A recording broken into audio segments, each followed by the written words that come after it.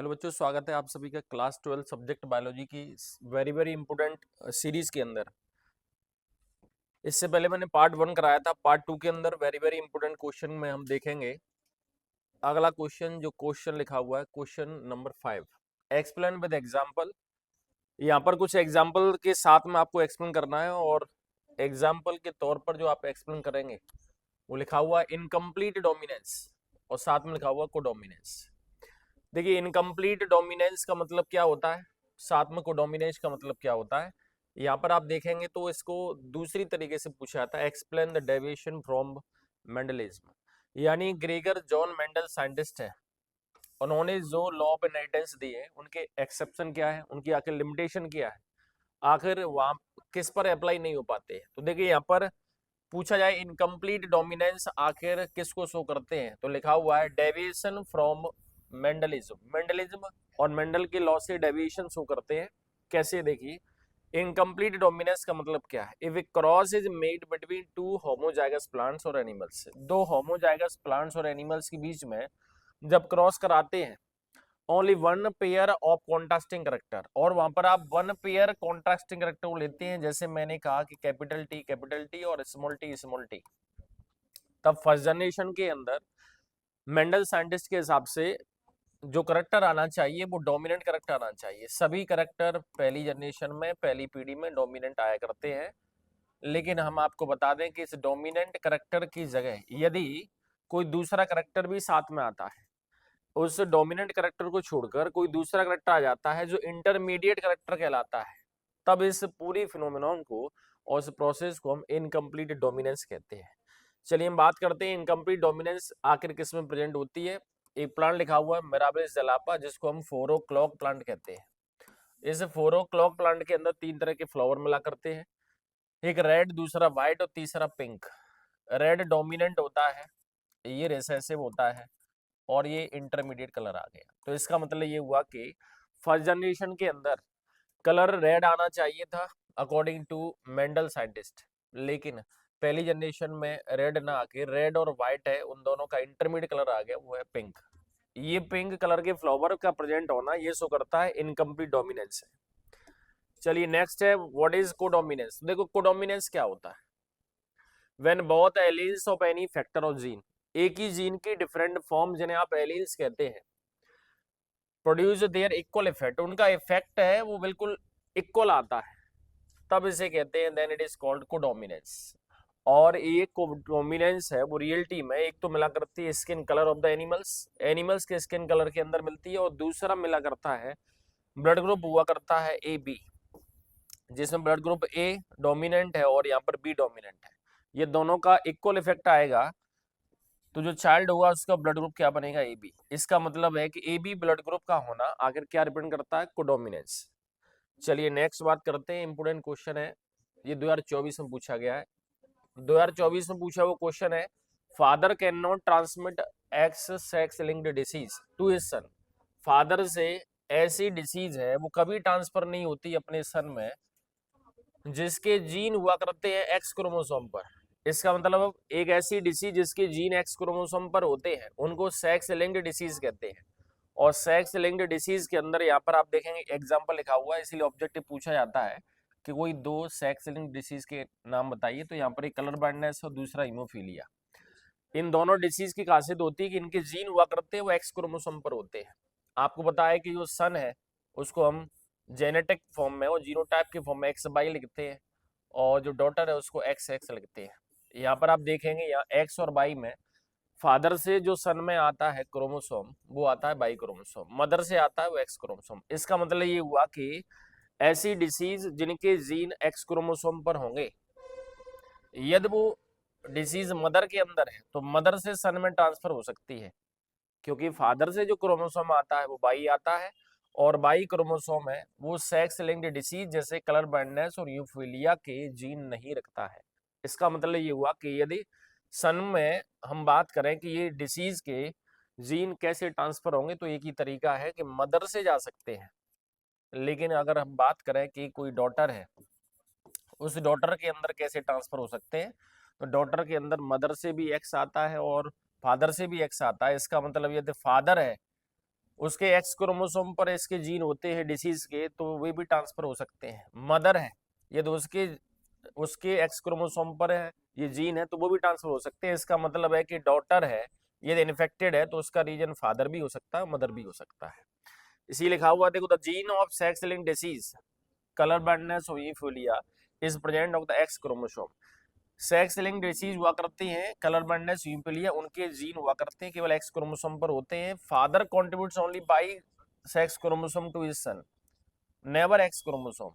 Father से अपने सन में सिर्फ वाई क्रोमोसोम जाता है, एक्स क्रोमोसोम नहीं आता है। If father contributes X chromosome then a girl child is born. वो कह रहे हैं कि ये तो फादर का कंट्रीब्यूशन एक्स क्रोमोसोम के साथ में होता है, तो मदर से भी एक्स आएगा, इसीलिए जो जन्म लेगा वो चाइल्ड होगा, वो डॉटर होगा, यानी फीमेल यानी गर्ल होगी। इसका मतलब ये हुआ कि रियलिटी में फादर से ये बीमारी कभी भी सन में ट्रांसफर नहीं होती।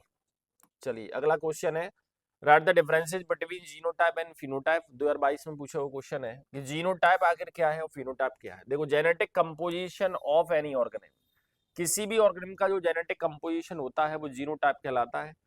फिनोटाइप का मतलब होता है external and morphological appearance of any organism for a particular character. किसी भी एक करेक्टर के लिए किसी भी ऑर्गेनिज्म के अंदर जो एक्सटर्नल और मॉर्फोलॉजिकल अपीयरेंस है, जो बाहर से देख सकते हैं, वो फिनोटाइप कहलाता है। जो बाहर से दिखाई नहीं देगा वो जीनोटाइप है। It remains the same through out the life, ये पूरी लाइफ पूरी जिंदगी और बिल्कुल सेम होता है। ये टाइम और एनवायरमेंट के हिसाब से मॉर्फोलॉजिकल करेक्टर बदलते जाते हैं।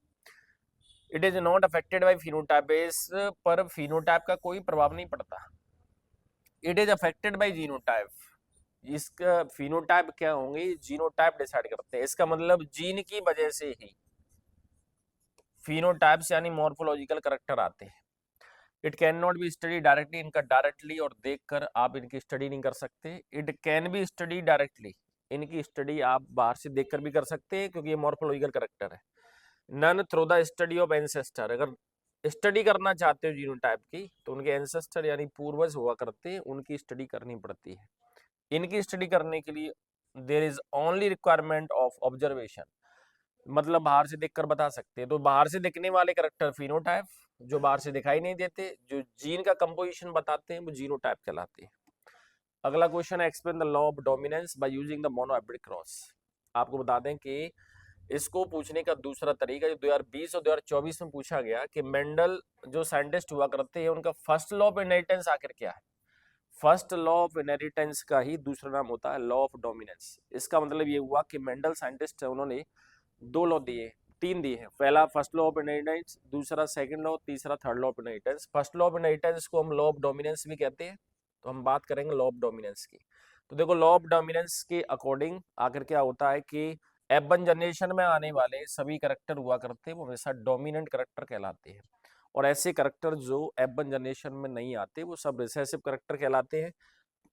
अब हम बात करते हैं कि मोनोहाइब्रिड क्रॉस के जरिए अपन कैसे प्रूव करेंगे कि फर्स्ट जनरेशन में आने वाले सभी करेक्टर होते हैं वो डोमिनेंट होते हैं। आपको बता दें कि मोनोहाइब्रिड क्रॉस का मतलब होता है कि सिंगल करेक्टर लेकर जो क्रॉस कराते हैं, एक करेक्टर के साथ में क्रॉस कराते हैं। जैसे मैंने कहा कि हाइट एक करेक्टर है, हाइट जैसे करेक्टर के ट्रेड्स हुआ करते हैं वो दो है, एक टॉल हुआ करता है और एक ड्वार्फ होता है। इसका मतलब ये हुआ कि जब आप क्रॉस कराते हैं तो एक करेक्टर लेके क्रॉस कराएंगे तो वो करेक्टर क्या कहलाएगा, वो जो क्रॉस है वो मोनोहाइब्रिड क्रॉस कहलाता है। मोनोहाइब्रिड क्रॉस में F1 जनरेशन या फिर डाइहाइब्रिड क्रॉस में जो F1 जनरेशन पहली जनरेशन होती है उसमें आने वाले सभी करेक्टर डोमिनेंट कहलाते हैं। और मोनोहाइब्रिड क्रॉस को यदि हम शो करना चाहें तो कुछ ऐसे है, यहाँ पर राउंड सीड आप देखें होमोजाइगस कंडीशन में है, यहाँ पर रिंकल्ड सीड ये भी होमोजाइगस कंडीशन में है, और दोनों की यहाँ पर देखेंगे तो ये पेरेंट फॉर्म है, पेरेंट के फॉर्म में गैमीट्स बनते हैं। उसके बाद यहाँ पर कैपिटल आर और कैपिटल आर दोनों सेपरेट हो जाते हैं, गैमीट का फॉर्मेशन यहाँ भी होता है। और गैमीट का फॉर्मेशन के साथ में हम देखेंगे तो F1 जनरेशन हम लाना चाहें तो कुछ तरीका ऐसे होता है कि इसका क्रॉस आप इससे कराएंगे तो कैपिटल आर स्मॉल आर बनेगा, फिर इसका क्रॉस आप इससे कराएंगे कैपिटल आर स्मॉल आर बनेगा, फिर क्रॉस कराएंगे तो एक डोमिनेंट एक रिसेसिव के साथ आएगा। इसमें यहाँ पर फिनोटाइप देखेंगे आप तो फिनोटाइप के फॉर्म में देखेंगे all the seeds are round, सभी सीड्स होते हैं वो राउंड होंगे। इससे ये प्रूव हुआ कि F1 जनरेशन में आने वाले सभी कैरेक्टर कैसे होते हैं, डोमिनेंट, क्योंकि शेप ऑफ सीड, सीड का जब शेप लिया गया, एक ये कैरेक्टर है, इसमें एक राउंड होता है, एक रिंकल्ड होता है। राउंड होता है वो डोमिनेंट, रिंकल्ड होता है वो रिसेसिव होता है। इसका मतलब ये हुआ कि राउंड पहली जनरेशन में आने वाले सभी कैरेक्टर है, सभी के सभी राउंड है, तो इसका मतलब ये हुआ कि ये डोमिनेंट कैरेक्टर आते हैं। इसका मतलब पहली जनरेशन में आने वाले सभी कैरेक्टर डोमिनेंट होते हैं, और दूसरी जनरेशन से जो कैरेक्टर आते हैं वो डोमिनेंट के साथ में रिसेसिव आते हैं। अब हम बात करेंगे रिसेसिव कैरेक्टर दूसरी जनरेशन में कैसे आएंगे। तो देखो यहाँ पर चार एक जैसे हैं, इनमें से एक पेयर बनाएंगे और पेयर को कुछ हम इस तरह से लिखेंगे, capital R small R, capital R small R. अब यहाँ से आप देखेंगे तो कैपिटल आर अलग हो जाएगा, स्मॉल आर अलग होगा, कैपिटल आर अलग होगा, स्मॉल आर अलग होगा। अब इनमें यहाँ पर मान लेते हैं ये पेरेंट्स बन गए, ये इनके गैमीट्स बन गए, और यहाँ पर ये F2 जनरेशन आने वाली है, तो यहाँ पर क्रॉस कराएंगे, तरीका वही है, डोमिनेंट हो गए। फिर उसके बाद इसका क्रॉस कराएंगे यहाँ पर कैपिटल आर स्मॉल आर, फिर इसका क्रॉस कराएंगे कैपिटल आर स्मॉल आर, फिर इसका क्रॉस कराएंगे स्मॉल आर स्मॉल आर। इसका मतलब ये हुआ कि तीन तो राउंड आ रहे हैं, और यहाँ पर एक आएगा वो रिंकल्ड आएगा, तो इसका मतलब फिनोटाइपिक रेशियो आ गया 3:1। इसीलिए यहाँ पर पूछा जाता है कि मोनो हाइब्रिड क्रॉस में फिनोटाइपिक रेशियो कौन सा है। कोई भी कैरेक्टर एक क्रॉस कराएं, फिनोटाइपिक रेशियो हमेशा एक ही आता है, 3:1। लेकिन जीनोटाइप देखा जाए तो ये एक अलग है, ये दो एक जैसे हैं और ये एक अलग है, तो इसका मतलब जीनोटाइपिक रेशियो कितना आएगा, 1:2:1। इसका मतलब ये हुआ कि फिनोटाइपिक रेशियो 3:1 और जीनोटाइपिक रेशियो 1:2:1। आखिर कौन से क्रॉस में आता है, तो उसका आंसर होता है मोनो हाइब्रिड क्रॉस। चलिए हम बात करते हैं मोनो हाइब्रिड क्रॉस के बाद में, व्हाट इज पेडिग्री एनालिसिस। ये क्वेश्चन इस बार पूछा गया था, लिखा हुआ है कि suggest how such an analysis can be useful. ये आखिर इसका एप्लीकेशन क्या है, लीनियर डायग्राम के साथ में सिंबल यूज करने हैं और साथ में ह्यूमन पेडिग्री एनालिसिस को बताना है। एनसीईआरटी का बेहतरीन क्वेश्चन जो पिछले साल पूछा गया था। यहाँ पर पेडिग्री एनालिसिस का मतलब होता है कि कोई ट्रेड एक जनरेशन से दूसरी जनरेशन और तीसरी जनरेशन, आखिर कितनी पीढ़ियों तक कोई कैरेक्टर है, ट्रेड है, वो ट्रांसफर हुआ है, इसका पता करने के लिए हम एक फैमिली ट्री बनाते हैं या एक डायग्राम बनाते हैं। वही डायग्राम और फैमिली ट्री पेडिग्री एनालिसिस कहलाता है। और पेडिग्री एनालिसिस है उसका कुछ यूज है, क्या यूज है देखिए। पहला लिखा हुआ it act or serve as a powerful tool which can be use to trace the inheritance of particular trait or disease or abnormalities. कुछ असमानताएं, कुछ बीमारियां, कुछ लक्षण हुआ करते हैं, आखिर कितनी पीढ़ी तक ट्रांसफर हो रहे हैं, इसका पता करने के लिए हम इसका यूज करते हैं। दूसरा एप्लीकेशन है जेनेटिक काउंसलर्स हुआ करते हैं to suggest the couples about the possibility of having children with genetic abnormalities such as color blindness, hemophilia, thalassemia, sickle cell anemia। कुछ आनुवंशिक बीमारी हुआ करती है जो जन्म से आया करती हैं, और ये कुछ एग्जाम्पल दें, कलर ब्लाइंडनेस, हीमोफीलिया, थैलेसीमिया और सिकल सेल एनीमिया। ऐसी बीमारी आखिर उनके आगे आने वाली पीढ़ी में होगी या नहीं, इसका पता करने के लिए इसका यूज करते हैं। It is help full in the indicating the origination of trade and it's flow in the ancestor. आखिर लक्षण कहाँ से स्टार्ट हुआ है और आखिर पूर्वजों के अंदर ये ट्रेड है या नहीं, इसका पता भी किया सकता है। अगला एप्लीकेशन होता है helpful in suggesting that Mendel's principle can be applied to human genetics. इसमें भी हेल्प मिला करती है, क्या मेंडल साइंटिस्ट के प्रिंसिपल हैं वो ह्यूमन जेनेटिक्स पर अप्लाई हो सकते हैं या नहीं।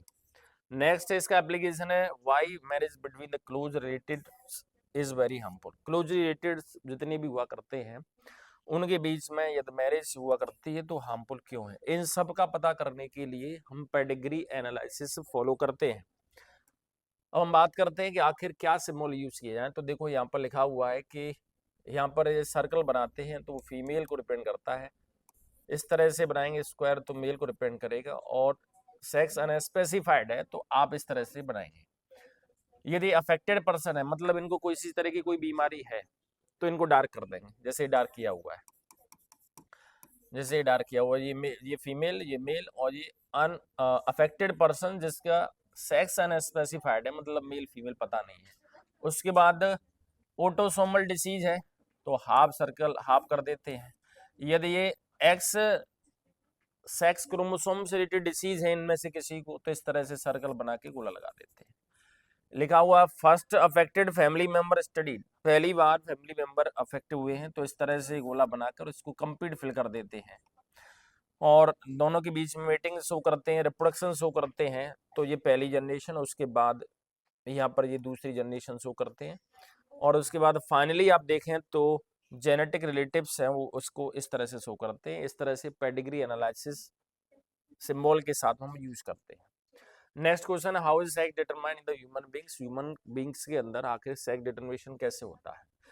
लिखा हुआ है process by which the sex of the person can be determine, एक ऐसी प्रोसेस जिसमें किसी पर्सन है उसका सेक्स डिटरमिनेशन किया जाता है और वही प्रोसेस का नाम होता है सेक्स डिटरमिनेशन प्रोसेस। क्रोमोसोम्स जो सेक्स डिटरमाइन करते हैं उनको सेक्स क्रोमोसोम्स कहते हैं। सेक्स क्रोमोसोम का ही दूसरा नाम एलोसोम होता है, इसी का ही दूसरा नाम एलोसोम्स होता है। सेक्स क्रोमोसोम की हम बात करें तो रियलिटी में एक पेयर होता है, एक्स वाई भी हो सकता है और एक्स एक्स भी हो सकता है। दो टाइप के हैं यहाँ पर देखेंगे, लिखा हुआ है कि एक एक्स क्रोमोसोम कहलाता है तो दूसरा वाई क्रोमोसोम। अब नॉर्मल जो सेल होती है, कभी कभार सामान्य से क्वेश्चन आता है कि नॉर्मल जो डिप्लॉइड सेल होती है उसमें कितने क्रोमोसोम होते हैं, आंसर होता है 46 क्रोमोसोम। लेकिन जब गैमीट की बात करते हैं उसके अंदर क्रोमोसोम 23 होते हैं। चाहे वो स्पर्म की बात करें या फिर ओवम की बात करें, दोनों के अंदर 23 क्रोमोसोम है। इसीलिए स्पर्म ओवम दोनों जो हुआ करते हैं उनको हैप्लॉइड कहते हैं, बाकी बची हुई जितनी सेल होती है उनको डिप्लॉइड कहते हैं। अगला लिखा हुआ है कि आखिर कैसे पता करेंगे कि फीटस है वो मेल है या फीमेल, तो उसको पता करने के लिए कंसेप्ट देखो क्या लिखा हुआ है कि स्पर्म हुआ करते हैं, उसके साथ में स्पर्म दो तरह के होते हैं, एक होते हैं जिनमें एक्स क्रोमोसोम होते हैं, दूसरे वो है जिनमें वाई क्रोमोसोम होते हैं। यानी 50% स्पर्म ऐसे होते हैं जो एक्स क्रोमोसोम के साथ में और 50% ऐसे हैं जो वाई क्रोमोसोम के साथ में। एक ऐसा, और यहाँ पर मैं आपको बता दूं कि जो एग सेल या ओवम हुआ करता है उसके केवल एक्स एक्स टाइप के होते हैं। इसका मतलब ये तो हेट्रो कंडीशन है, ये होमो कंडीशन होती है। तो यहाँ पर आप देखेंगे तो एक ऐसा स्पर्म जिसके पास में एक्स क्रोमोसोम है, जब उसका फ्यूजन किसी ओवम से होता है, किसी भी ओवम से, तो यहाँ पर कॉम्बिनेशन एक्स का एक्स के साथ कॉम्बिनेशन आता है और यहाँ पर जो चाइल्ड जन्म लेता है वो फीमेल होगा। लेकिन एक ऐसा स्पर्म जिसके पास में वाई क्रोमोसोम है, यदि उसका फ्यूजन किसी भी ओवम से या एग से होता है तो कॉम्बिनेशन एक्स और वाई आता है, इसका मतलब जो चाइल्ड जन्म लेगा वो मेल होगा। इस तरह से हम सेक्स डिटरमिनेशन करते हैं। इसका मतलब हुआ कि मेल और फीमेल होने के चांस 50% हुआ करते हैं। आप देखेंगे कि यहाँ पर एक रे डायग्राम दिया हुआ है कि यहाँ पर पेरेंट्स है मेल और फीमेल। 46 क्रोमोसोम में 44 हुआ करते हैं, वो एक जैसे हैं दोनों में। 44 क्रोमोसोम बिल्कुल एक जैसे क्रोमोसोम होते हैं, इसलिए कहा जाता है कि ये तो ऑटोसोम्स है, ये कहलाते हैं ऑटोसोम्स। अब आपसे पूछा है कितने क्रोमोसोम्स होते हैं वो एक जैसे हैं मेल और फीमेल में, तो आंसर होगा 44 या फिर 22 पेयर्स हुआ करता है। यहाँ पर जो डिफरेंस आता है वो 23rd वाले पेयर में आता है, 23वें पेयर में 23वां पेयर होता है उसमें डिफरेंस आता है। मेल है उसमें एक्स बाई और फीमेल होता है उसमें एक्स एक्स आता है। तो यहाँ पर आप देखेंगे एक्स बाई के साथ साथ में यहाँ पर क्या आएगा एक्स एक्स। अब यहाँ पर जब गैमीट बनेंगे तो यहाँ पर हाफ हो जाएंगे 22 प्लस एक्स, यहाँ पर हाफ 22 प्लस एक्स, यहाँ पर 22 प्लस एक्स, यहाँ पर 22 प्लस वाई है क्योंकि डिफरेंट आते हैं। यहाँ पर 22 प्लस एक्स है। एक ऐसा स्पर्म जिसके पास में 22 प्लस एक्स क्रोमोसोम है यानी 23 क्रोमोसोम है, वो जब किसी भी ओवम से फ्यूज होता है तो कॉम्बिनेशन 22 कितना होगा 44, एक्स का एक्स के साथ में 44 प्लस एक्स एक्स। उसी तरह से फिर से कॉम्बिनेशन आएगा 44 प्लस एक्स एक्स और इनका कॉम्बिनेशन आएगा 44 plus x by 22 44 plus x by. इस तरह से कॉम्बिनेशन मिलेगा। इस कॉम्बिनेशन में ये जो चाइल्ड होंगे वो फीमेल, यहाँ पर ये जो चाइल्ड है वो मेल, मतलब लड़के का जन्म होगा। इस तरह से सेक्स डिटरमिनेशन आखिर किसके द्वारा होता है। इंपोर्टेंट क्वेश्चन पूछा जाता है सेक्स डिटरमिनेशन के लिए कौन रिस्पॉन्सिबल है, तो आंसर आता है स्पर्म या मेल की बात करते हैं। दूसरा क्वेश्चन पूछा जाता है कि सेक्स डिटरमिनेशन में कौन सा क्रोमोसोम रिस्पॉन्सिबल है, तो बाई क्रोमोसोम। इस तरह से नॉर्मल क्वेश्चन आता है और इसके अंदर से ऑब्जेक्टिव पूछे जाते हैं कि स्पर्म ओवम के अंदर कितने क्रोमोसोम है, तो आंसर आता है 23 क्रोमोसोम्स।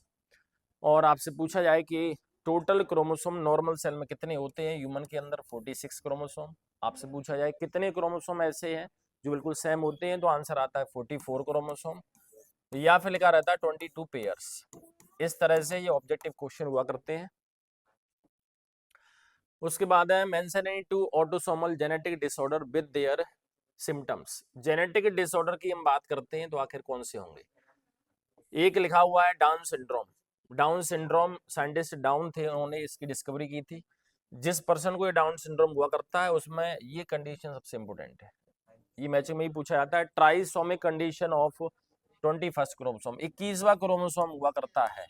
ऑटोसोम्स 21वां क्रोमोसोम होती है, उसकी ट्राइसोमी होती है। इसका मतलब ये हुआ इसके साथ में एक क्रोमोसोम एक्स्ट्रा आता है। इसका मतलब 46 की जगह इसमें क्रोमोसोम 47 होते हैं। 47 में 21वें नंबर का क्रोमोसोम में जो पेयर में होता है उसके साथ में एक क्रोमोसोम और जुड़ जाता है। अब इसके अंदर हम देखें तो रियलिटी में आगे सिम्टम कैसे होंगे, तो सिम्टम देखो, the face of patient is round and moon like, चांद सा चेहरा होता है। आईलिड्स ऑब्लिक होती है, मंगोलियन फेस होता है, साथ साथ में नोज है वो फ्लैट हुआ करती है, ईयर्स हैं वो काफी छोटे होते हैं इसके अंदर। और यहाँ पर सबसे बड़ी बात क्या है कि mouth is constantly open, mouth हमेशा ओपन लगता है। रीजन क्या है कि लोअर लिप हुआ करते हैं, एट टंग्स आर हैंगिंग। जो लोअर लिप्स होते हैं वो छोटे साइज के होते हैं, गर्दन इसमें छोटी होती है, और यहाँ पर पाम हुआ करती है वो ब्रॉडर है विद स्मॉल फिंगर्स। इसका मतलब हथेली हुआ करती है, उसमें छोटी छोटी उंगलियां हुआ करती हैं। और इसकी सबसे बड़ी खासियत है इस पेशेंट की कि इसमें मेंटल रिटार्डेशन नहीं होता। मेंटल रिटार्डेशन की कोई चांस नहीं है इसमें। लिखा हुआ नेक्स्ट एडवर्ड सिंड्रोम कौन सा। एडवर्ड सिंड्रोम में 18th क्रोमोसोम होता है, जो ऑटोसोम 18वें नंबर का, उसकी ट्राइसोमी होती है। इसमें भी 46 या 47 क्रोमोसोम होते हैं। यहाँ पर देखा जाए तो कुछ सिम्टम है, जैसे स्मॉल एंड वीक चाइल्ड हुआ करता है, हेड होता है हल्का सा फ्लैट होता है, एंड्स है वो छोटे हुआ करते हैं। इनमें मेंटल रिटार्डेशन होता है। मेंटल रिटार्डेशन लिखा हुआ है कि die before the 1 year of age, इनकी उम्र 1 साल से पहले ही इनकी डेथ हो जाती है। तो इसका मतलब है कि यहाँ पर इंपॉर्टेंट चीज क्या है कि डाउन सिंड्रोम के अंदर 21वें नंबर की ट्राइसोमी है, और एडवर्ड सिंड्रोम में देखा जाए तो 18th क्रोमोसोम की ट्राइसोमी होती है। अगला क्वेश्चन है thalassaemia and sickle cell anaemia क्या है। देखो थैलेसीमिया, एमिया जहाँ लिखा हुआ है इसका मतलब ये ब्लड से रिलेटेड बीमारी है। यहाँ भी लिखा हुआ है ये भी ब्लड से रिलेटेड बीमारी है। आप यहाँ देखेंगे कि ब्लड रिलेटेड कुछ एबनॉर्मलिटी हुआ करती है, जिसमें हीमोग्लोबिन में 2 अल्फा 2 बीटा चेन होती है, 2 अल्फा और 2 बीटा चेन जो पॉलीपेप्टाइड की होती है, क्योंकि हीमोग्लोबिन एक प्रोटीन है। लिखा हुआ not synthesise in the body of the patient, patient के अंदर ये अल्फा बीटा चेन बना नहीं करती है। इस बीमारी का दूसरा वेलेज एनीमिया भी होता है। एबनॉर्मल हीमोग्लोबिन की वजह से ब्लड के अंदर जो सर्कुलेशन होता है ऑक्सीजन गैस का, वो धीमे धीमे कम हो जाता है, जिसकी वजह से एनीमिया हो जाता है, और ये एनीमिया यानी ब्लड की कमी हो जाती है। इसी एनीमिया को हम थैलेसीमिया कहते हैं। थैलेसीमिया के बाद में नेक्स्ट होता है sickle cell anaemia, autosomal recessive disorder है। इसका मतलब ये हुआ कि इससे रिलेटेड जीन हुआ करते हैं, यदि होमोजाइगस कंडीशन में और रिसेसिव है तब ये बीमारी हुआ करती है। इसके अंदर सबसे बड़ी बात क्या है, हीमोग्लोबिन मॉलिक्यूल में 2 अल्फा 2 बीटा है जो चेन हुआ करती है, यानी 4 पॉलीपेप्टाइड चेन होती है। उनमें से देखा जाए तो 2 अल्फा 2 बीटा हुआ करती है और बीटा चेन होती है, उसमें glutamic amino acid at 6 position, वो कह रहे हैं 6 पोजिशन पर एक अमीनो एसिड होता है बीटा चेनमर, जिसको हम कहते हैं ग्लूटामिक एसिड। वो synthesis under the control of dominant gene A, जिसकी synthesis formation dominant gene A के द्वारा होती है। यदि ये रिसेसिव फॉर्म में प्रेजेंट हुआ करता है तो ग्लूटामिक अमीनो एसिड है वो रिप्लेस हो जाता है वेलाइन अमीनो एसिड से। सबसे important line sickle cell anaemia की क्या है कि बीटा चेन अफेक्टेड होती है, 6 नंबर का जो अमीनो एसिड होता है ग्लूटामिक एसिड की जगह ग्लूटामिक एसिड है इस बीमारी में, glutamic acid amino acid replaced by valine amino acid, valine amino acid. और जैसे ही रिप्लेस होता है तो ये बीमारी बनती है सिकल सेल एनीमिया। और सिकल सेल एनीमिया जैसे ही होता है तो आरबीसी का शेप चेंज होता है, जिसकी वजह से ऑक्सीजन कैरिंग कैपेसिटी खत्म हो जाती है और इसकी वजह से एनीमिया हो जाता है। इस बीमारी को हम सिकल सेल एनीमिया कहते हैं। चलिए मिलते हैं अगले लेक्चर में, तब तक के लिए गुड बाय, टेक केयर। आगे आप लोग